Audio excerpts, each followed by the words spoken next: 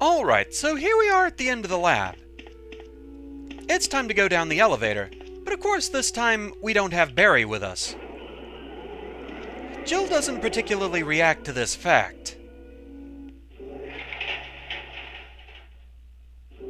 Nobody there to accompany us or anything like that.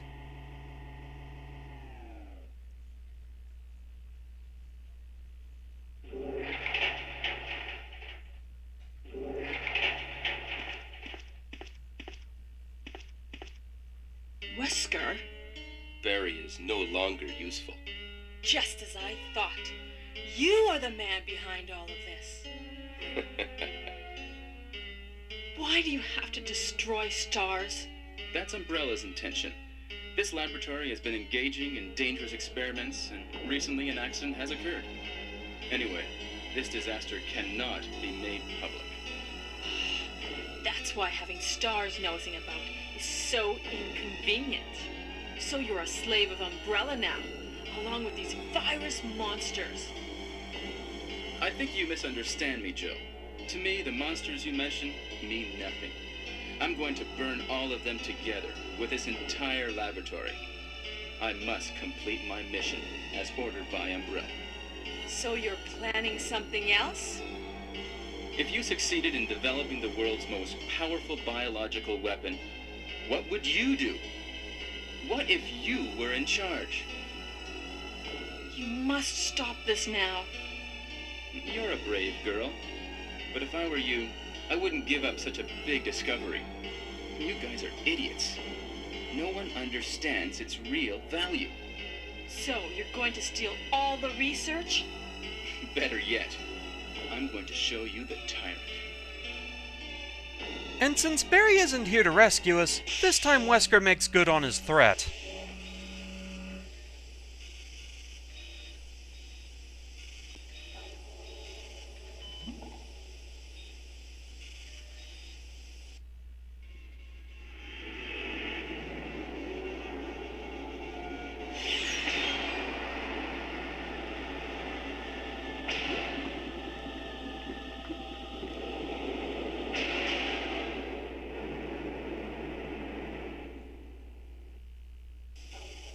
Tyrant virus is a super virus, which creates a monster which is much stronger than human beings. Tyrant is the most powerful biological weapon in the world.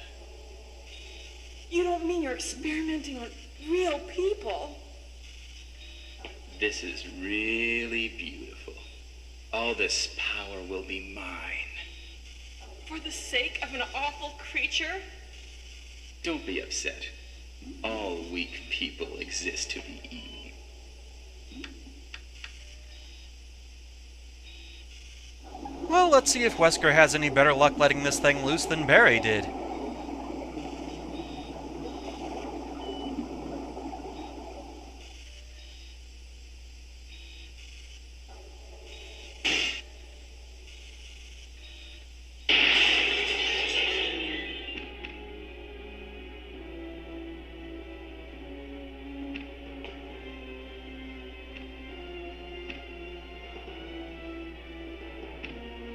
What?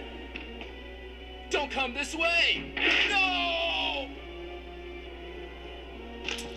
That would be decidedly worse.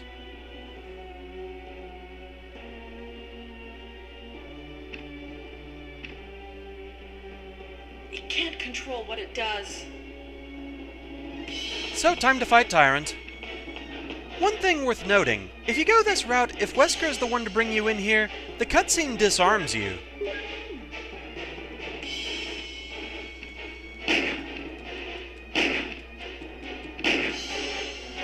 I'll just throw camera angles at you, man.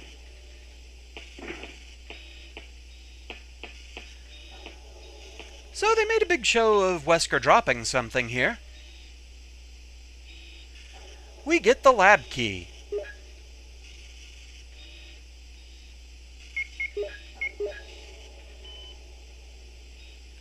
It's specially coded and looks important. It's the master key, and this is the only time you actually get this item. What a miserable death. Yeah, that's all she has to say about it. if we come over here, the door's electronically locked. Yeah, if Wesker brings you in here, you actually have to use the room controls to unlock it. It looks like the control device for this room. A door lock device. Unlock the door? Indeed so. But yeah, going this route, Wesker gets killed off by Tyrant. It's kind of an interesting plot point. This is something we're going to be talking about later on. But now that we're back out here, everything is strangely quiet. With Wesker dead, he can't activate the triggering mechanism.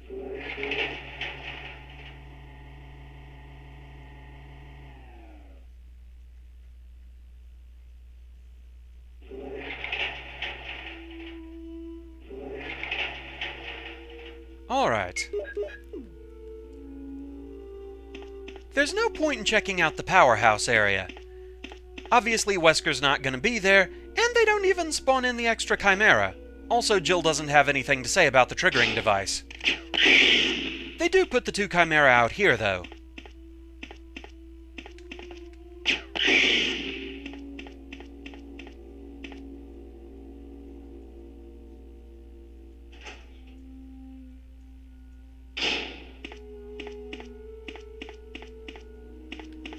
The master key is still not good enough for this door. You still need the passcodes.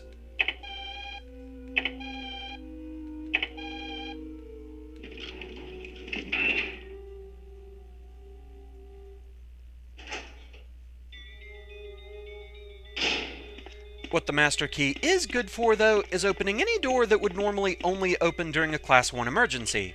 And since we don't have that going on, the master key has to suffice.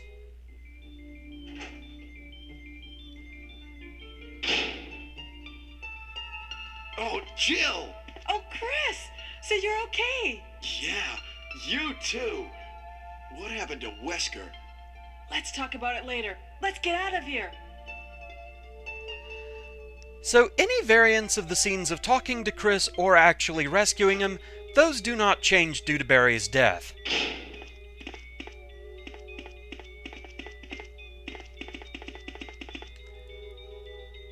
For a while here, things are pretty much the same as they were previously, just without a bunch of loud sirens going off.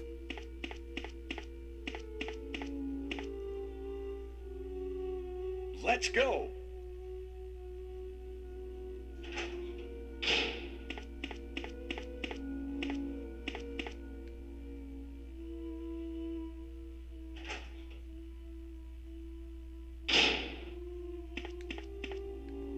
So up we go.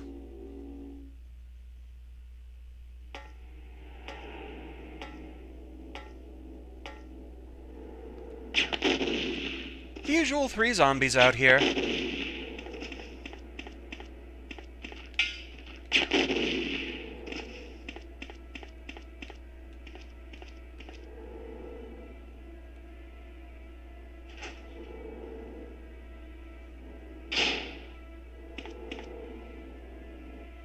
Let's go. And since we rescued Chris, he's here.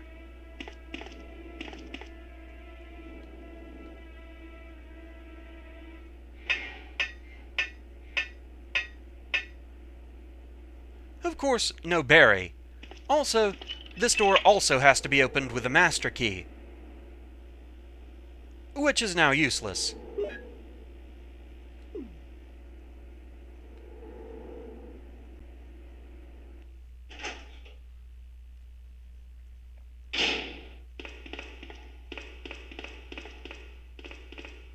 This is Brad. We're running out of fuel. If there is anyone alive, contact me now, okay? This is your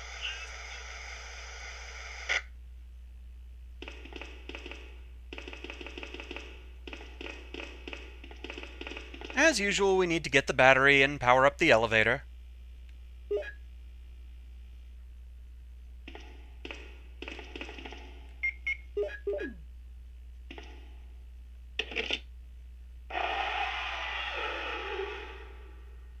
Oh no, you must be kidding! After we've come all the way here! Ladies first. Go first, Jill. But Chris! Give me a chance to play nice guy. Okay, I leave it up to you. See you again at the heliport. So we still get that scene, but without the 3 minutes until detonation.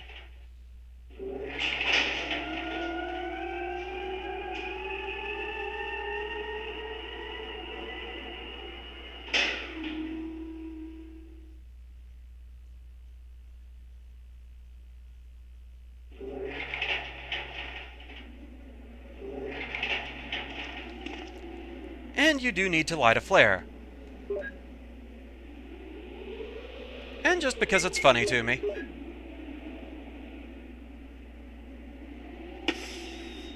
And that kind of went off next to the box, not actually inside it.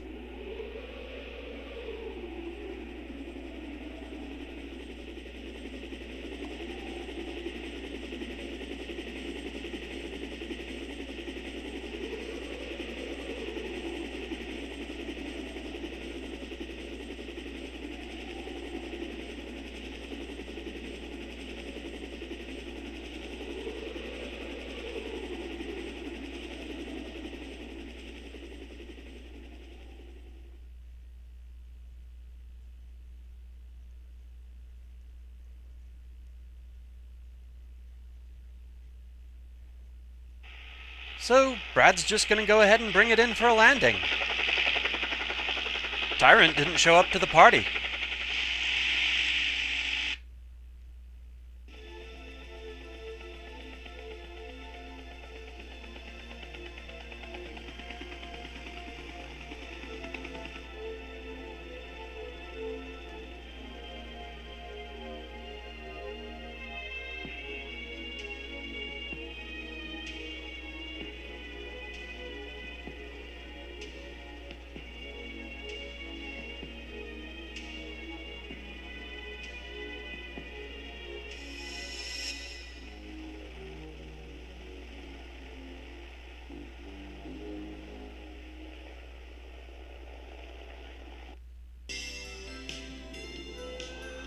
And so with that, the credits roll a little bit differently.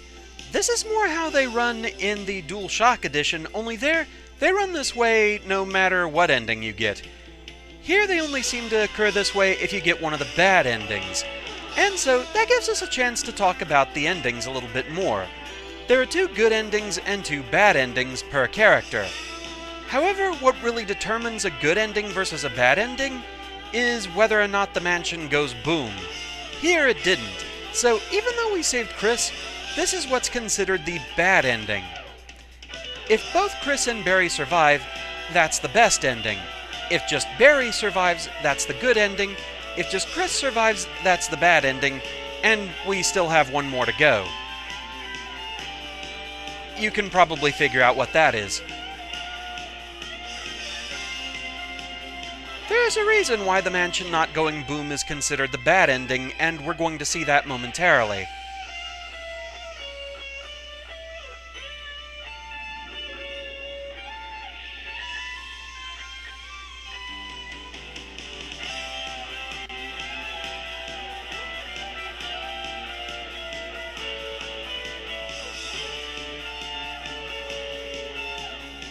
Also, of course, in the DualShock version, the credit roll, it goes to a much different song.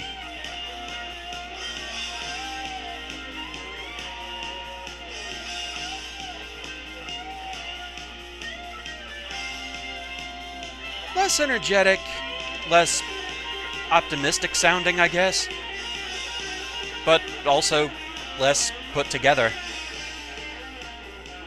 A lot of it kind of sounds like an orchestra tuning up to me.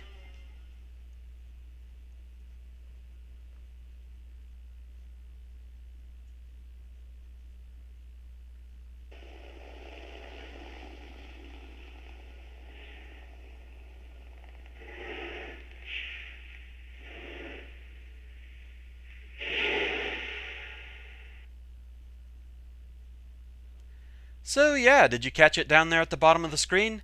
That shadow? Tyrant is still alive and well, and on the loose now. That is why this is a bad ending. Also worth noting, if you get this ending, you don't get the little end scene of Jill in her apartment or whatever that's supposed to be.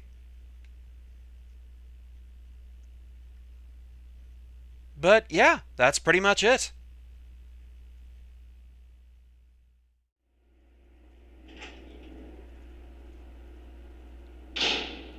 Of course, the worst ending you can get, well, I guess barring any variant of you died, is to also ignore Chris. And thus, Jill is the only one to get out.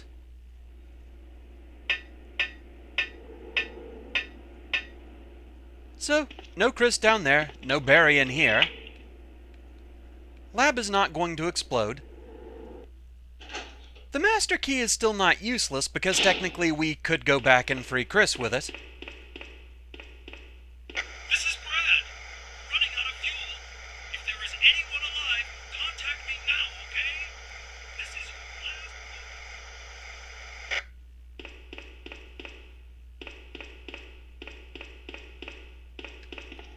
So let's get the battery.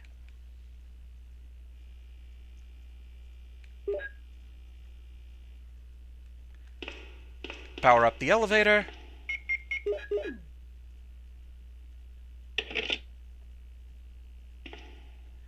This time there's no cutscene whatsoever. No monsters roaring in the hallway, nothing. She just automatically gets right on the elevator.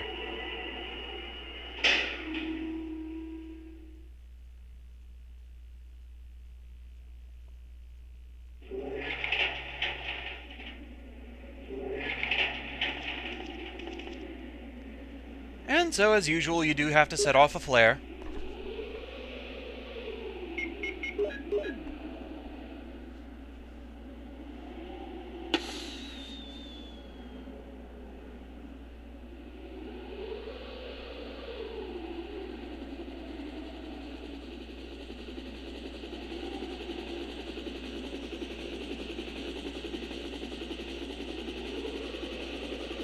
Much as before, no tyrant fight.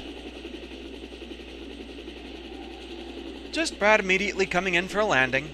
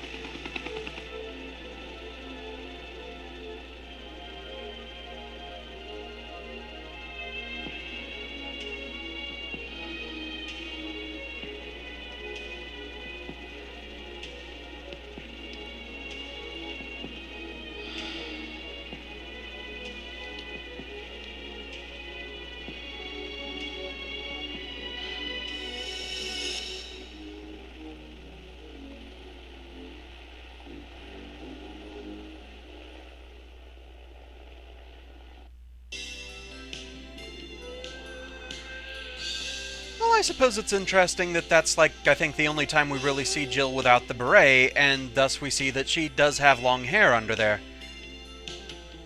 So, yeah, that's obviously the worst ending. I'll come back if anything else changes here.